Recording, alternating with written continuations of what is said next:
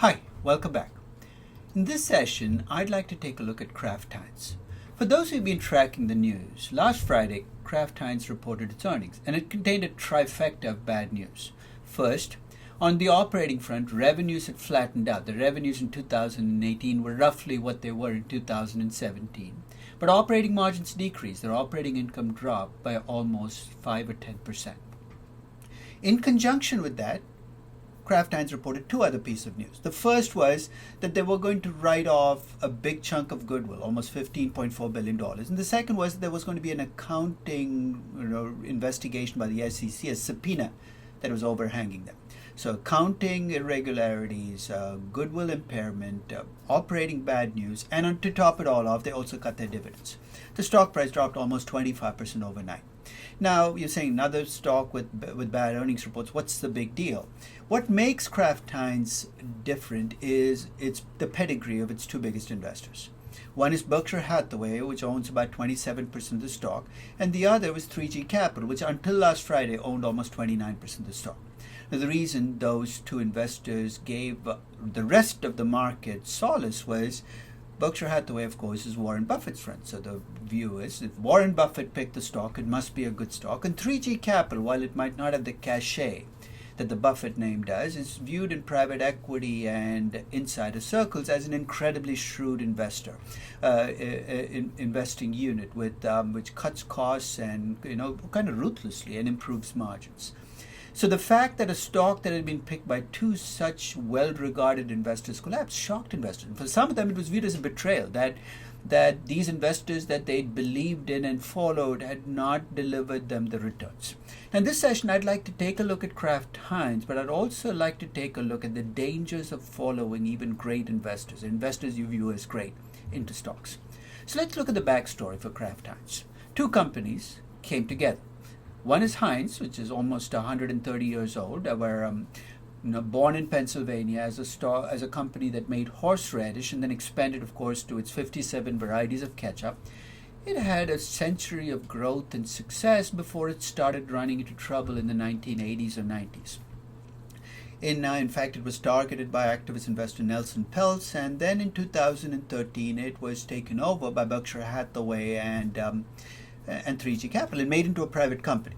Now, Kraft is in fact a younger company, but it's still an old company, born in 1903 as a cheese company, and initially it stayed in dairy products, expanded to other food products, and then went through a deal making. It was bought, it was sold, it bought other companies, it merged with a company called Dart Industries, which made batteries and Tupperware, and then was acquired itself by Philip Morris, which then spun it off. But the end game of all of this was it too got into trouble, and it too was targeted by activist investors. And in 2015, Berkshire Hathaway and 3G combined Heinz, the company that was now a private company, with Kraft, that was a public company, to create Kraft Heinz, which would continue life as a public company. At the time of the acquisition, much was promised, and 3G Capital, because of its history of cost cutting, said we can improve margins, and because they were a global player, they said we can go global with ketchup. So the hope was, at the time in 2015 when the deal was made, was you're going to have more revenue growth by going global and improve margins with the cost cutting. Well, if you look at the actual numbers, neither has quite come through. If you look at the revenues across the 3 years since the deal, they've been pretty flat. And you look at operating margins, they've been pretty flat as well. So if there's synergy here, it's not shown up in the numbers. And that's been disappointing. But the stock price has stayed up, partly because people believe that if Buffett and 3G believe that this is a good company, it must be a good company. So I'm just setting up for the earnings report, because here's what the earnings report revealed. First, it revealed that revenues had stayed roughly the same in 2018 as in 2017, that operating income dropped from $6.2 billion to about $5.8 billion. The margin went from 23.5% down to 22%. Still a decent margin, but lower than it used to be.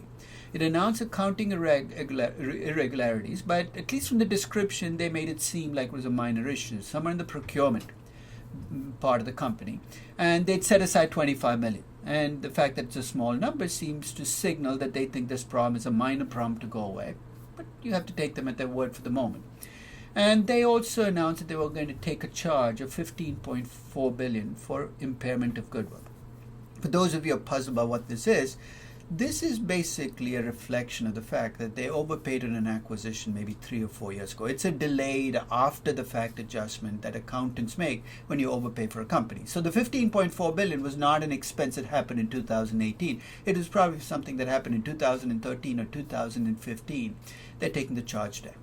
And to top this all off, they also cut their dividends from $2.50 to $1.60. Again, that is particularly relevant in a stock like this because it's a big dividend paying stock. It's held by investors who like it for its dividends. So the cut of dividends is not something that is done lightly.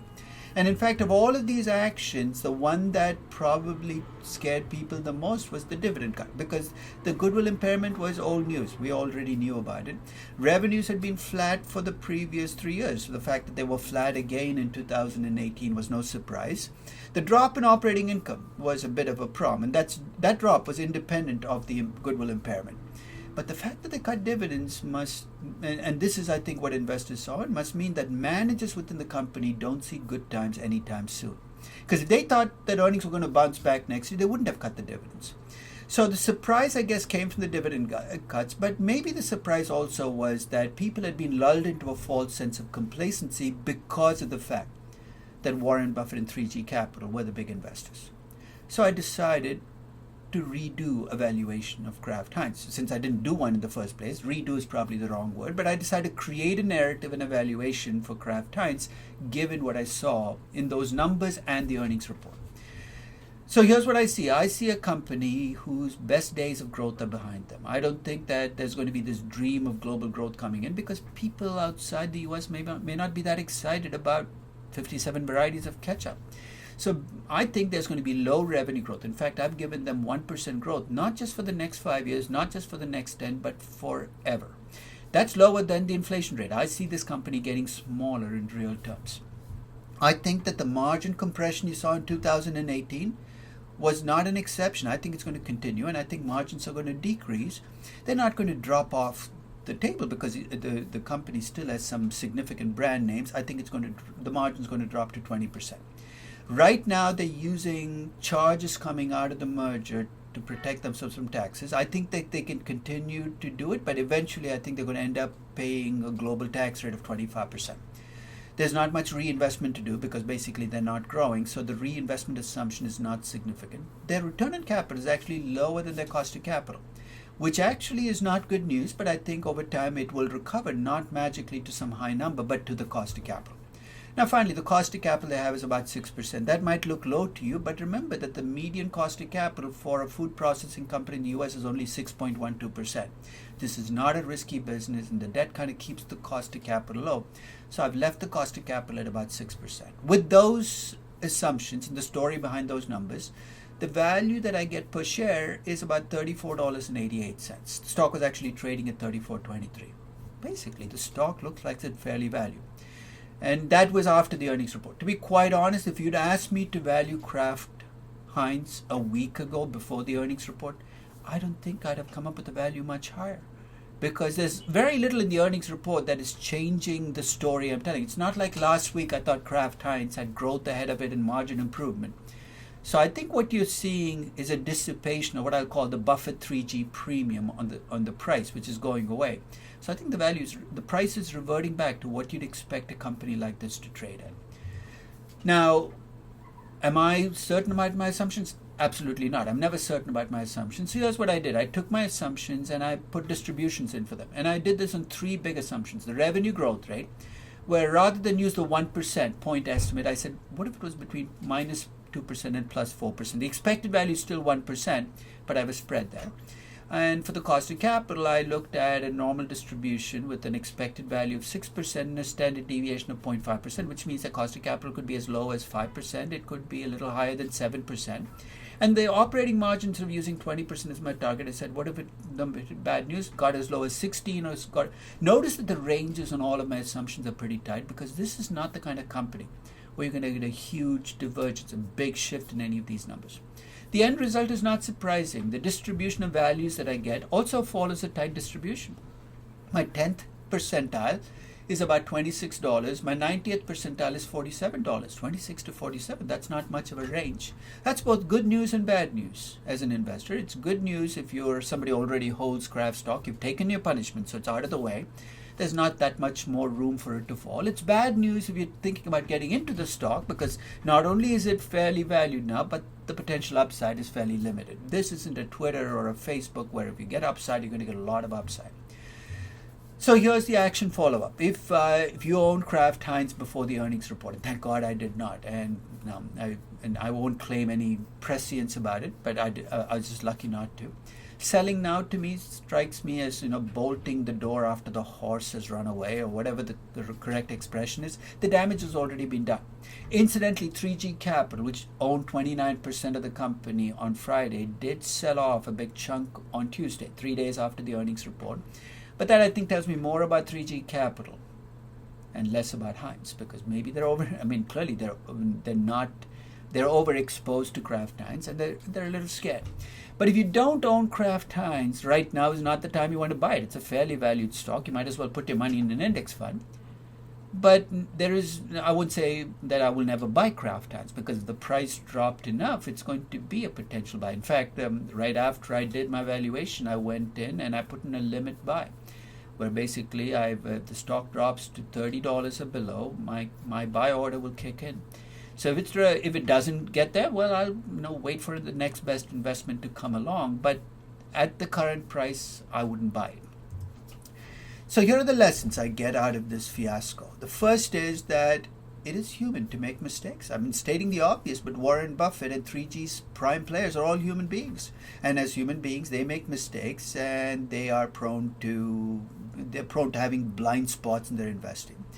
And you know what? This isn't a hit against Warren Buffett. Warren Buffett actually has been very open about his mistakes and how much they've cost. In fact, right after this, he said we overpaid for Kraft at the time that we did this.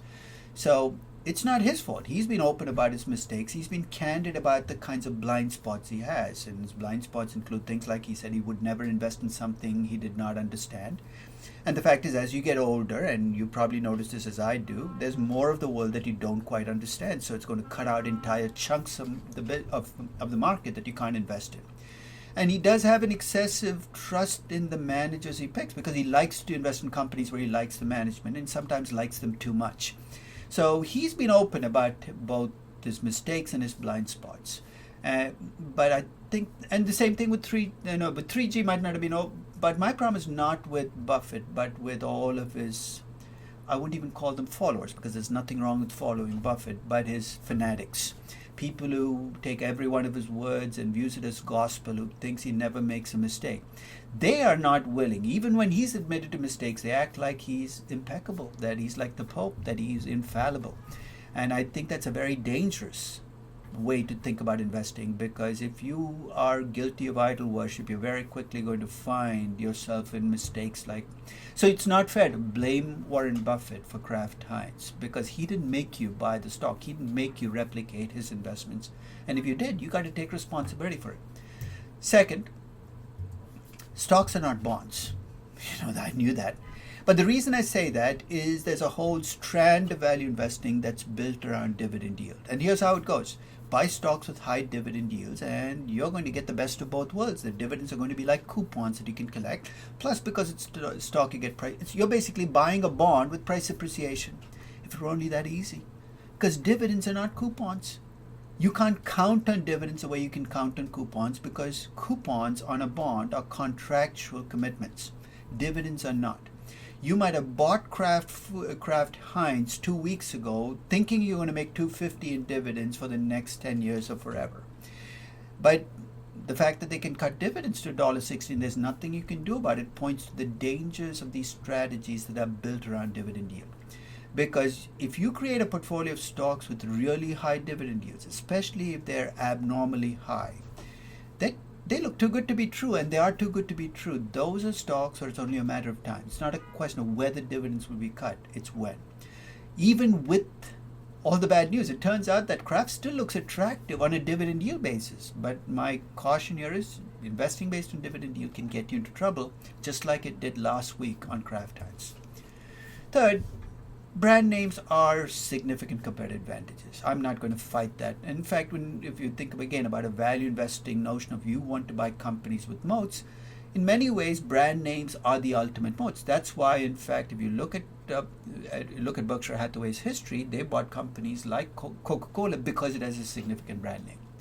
But if there's a cautionary note in the Kraft Heinz tale, even brand names outlive their competitive advantage. There is a point in time where brand names start to fade.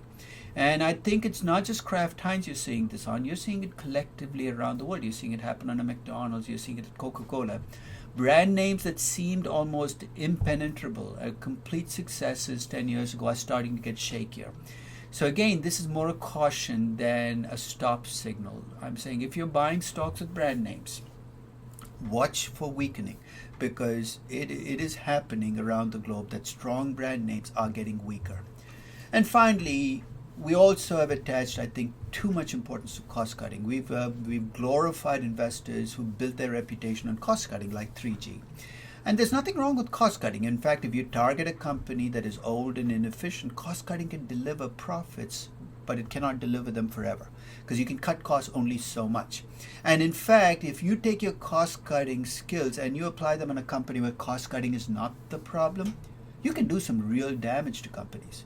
Maybe Kraft's problem was not a bloated cost structure. Maybe it was strategic. Maybe it was having products that people did not want. In which case, it should not have been a company that 3G focused on. So my advice again is, when you see a cost cutter enter a company, whether it's an activist investor or a 3G, you might want to look at the company and ask, is this company's problems that will go away with cost cuts? Are they problems that require a different recipe, a different solution? So here's the bottom line. Please don't take this particular session as a hit on Warren Buffett. I admire Buffett. I admire his core philosophy. I admire his honesty. I admire the way he's invested. And I'm not going to sit here and say he's not a great investor. That'd be absurd.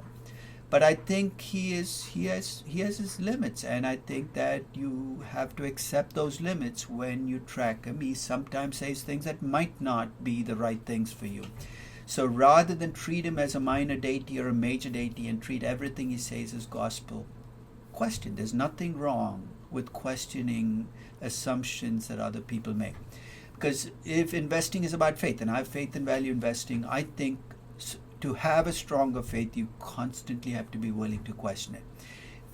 And you have to be, that faith will be tested as you make mistakes, and people you admire make mistakes. That shouldn't dissuade you from investing. It should make you learn from those mistakes and move on. But if your investing becomes dogma, where you say, I have the one true way for making money, which unfortunately is what some of Buffett's most fanatic followers do, which is they say, I have the one true way and don't tell me anything different. Dogma will just lead you, and if you believe you have the only one right way, my pushback is being righteous and rigid has never been a pathway to investing success. Be flexible, have an investment philosophy, listen to Warren Buffett, but question him when needed, because that's why you build up to an investment philosophy that's yours, not Buffett's. Thank you very much for listening.